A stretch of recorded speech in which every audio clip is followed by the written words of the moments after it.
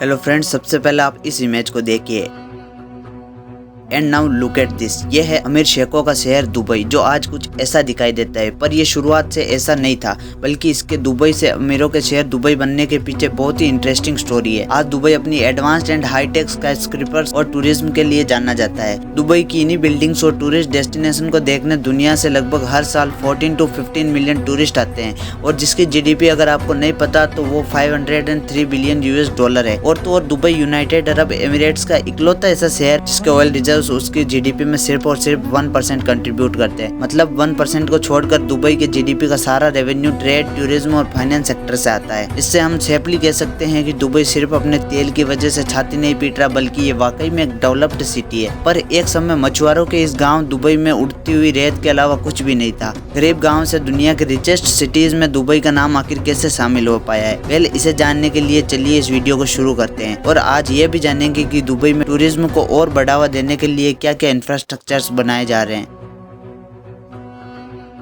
Persian gulf की economy में 95% contribute करने वाली पर्ल इंडस्ट्री सन 1929 के ग्रेट डिप्रेशन की मार को झेल नहीं पा रही थी, और इसी मार ने दुबई को गरीबी और लाचारी के दलदल में ढकेलना शुरू कर दिया था। ऐसे में सन 1930 में दुबई के पड़ोसी अबू धाबी के पास गल्फ की दूसरी सिटीज की तरह ऑयल रिजर्व्स डिस्कवर हुए, लेकिन दुबई के लाख कोशिशों के बाद भी दुबई में कोई ऑयल रिजर्व्स नहीं मिल पा रहे थे, जिससे दुबई के लोगों को दुबई में ऑयल रिजर्व्स मिलने तक की उम्मीद खत्म होती नजर आ रही थी। और साथ ही खत्म होने लगा मछुआरों के गांव दुबई के लोगों की अपनी गरीबी से निकलकर आगे बढ़ने की उम्मीद और हौसला। अभी तक दुबई अपने ऑयल रिजर्व्स न मिलने के सदमे से निकला भी नहीं था कि बॉर्डर की मारामारी में दुबई और अबू धाबी में तनाव और टकराव बढ़ने लगे थे, और बढ़ते बढ़ते ये इतने बढ़ गए कि सन 1947 में इनके बीच एक जंग ही छिड़ गई थी, जिसे रोकने के लिए फिर ब्रिटिशर्स को, जो 1892 से ही दुबई के साथ बिजनेस डील करके दुबई के प्रोटेक्टोरेट यानी प्रोटेक्टर्स बने थे, उन्हें बीच में घुसकर दोनों का समझौता करवाना पड़ गया। और इस बीच बचाव के बाद भी ब्रिटिशर्स गरीबी में डूबी दुबई को गरीबी में डूबने से नहीं बचा पाए, और दुबई के लोग भूखमरी और गरीबी के शिकार में डूबने लग रहे थे। कई लोग अपनी जानें बचाने के लिए दुबई को छोड़कर गल्फ की दूसरी सिटीज में जाने लगे थे। इसी तरह धीरे धीरे गरीबी दुबई का दम घुटती जा रही थी, जिससे यह बात बिल्कुल साफ हो चुकी थी कि अगर दुबई को बचाना है तो चीजों को बदलना होगा, दुबई को बदलना होगा। कहते हैं ना, डूबते को तिनके का सहारा होता है। तो बस इसी गरीबी के दलदल में डूबते हुए दुबई का सहारा दुबई के शेख रशीद बिन सईद अल मखदूम बन गए, जिन्होंने 1958 में दुबई की बागडोर अपने हाथों में ले ली थी दुबई को बचाने के खातिर। उनका सपना दुबई को एक ऐसा शहर बनाना था जो ट्रेड और टूरिज्म की नींव पर खड़ा हो, जो इतना अमीर हो कि फिर कभी दुबई और उसके लोगों को गरीबी की परछाई तक ना छू पाए। सपने को हकीकत में बदलने के लिए उन्होंने बड़े बड़े लोन्स उठाए और सब प्राइवेट कंपनीज को खड़ा करने में लगा दिए, जिससे देखकर लोगों ने शेख के इस फैसले पर कई सवाल उठाए। पर शेख की इन प्राइवेट कंपनियों ने दुबई की इलेक्ट्रिसिटी लाइंस, टेलीफोन सर्विसेज, कई सारे पोर्ट्स और 1960 में दुबई का पहला इंटरनेशनल एयरपोर्ट बनाकर सवाल उठाने वाले सभी लोगों के मुंह पर ताला लगा दिया।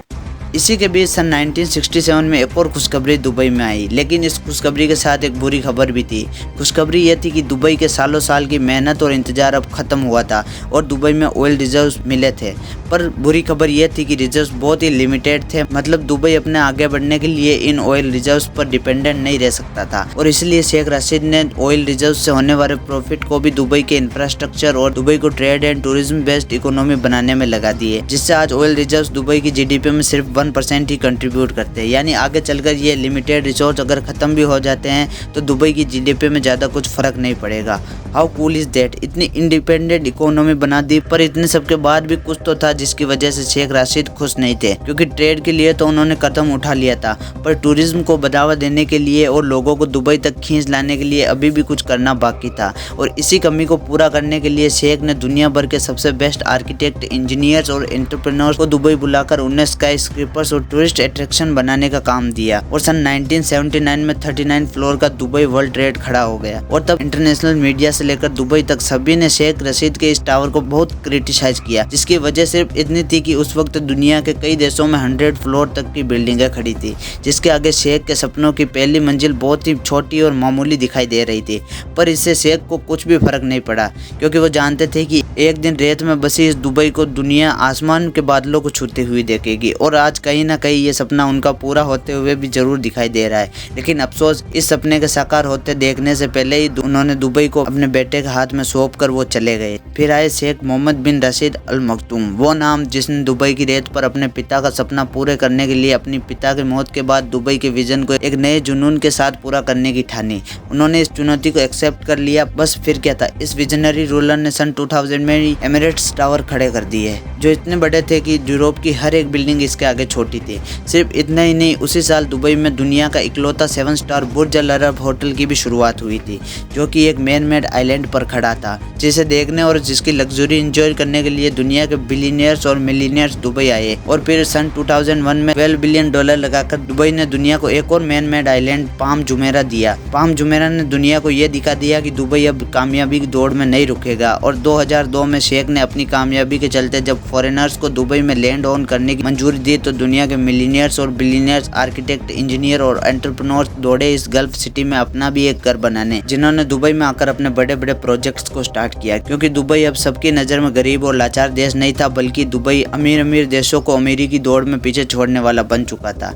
इसी दौड़ में सन 2001 में दुबई लैंड बनाया गया, जिसे देखने के लिए हर साल 40,000 से भी ज्यादा लोग आने लगे। 2008 में दुबई मॉल भी बना। ऐसे ही 2010 में बुर्ज खलीफा 5th पॉपुलर टूरिस्ट अट्रैक्शन भी दुबई में खड़ा हो गया। साथ ही 2013 में दुबई ने रेत में मिरेकल गार्डन बनाकर रेत पे फूल उगा दिए, और वो भी पूरे 45 मिलियन। और अब दुबई में $5 बिलियन की इन्वेस्टमेंट से मून का रेप्लिका भी बनाया जा रहा है। इसी तरह कई और प्रोजेक्ट्स पर काम जोरों शोरों से चल रहा है, जिससे दुबई में टूरिस्ट का आना और भी बढ़ेगा। दुबई से मिले एक डेटा के मुताबिक सन 2016 में 15 मिलियन विजिटर्स ने दुबई में जाकर $28 बिलियन उड़ाए थे। और अब आप खुद ही सोचो कि यह कंट्री कैसे टूरिस्ट अट्रैक्शन से पैसे नहीं बल्कि पैसों की गड्डियां छापने लगी है। और इससे एक सीख तो मिलती है, भले ही इंसान के पास पैसे नहीं हो, पर वो अपनी हार्डवर्क और लगन से कुछ भी कर सकता है। वेल, आपके क्या थॉट है इसको लेके हमें कमेंट में जरूर बताएं। और अभी तक आपने इस चैनल को सब्सक्राइब नहीं किया तो सब्सक्राइब जरूर कर लीजिए, ताकि आप आगे आने वाली ऐसी वीडियोस मिस ना कर पाएं। Till then stay curious.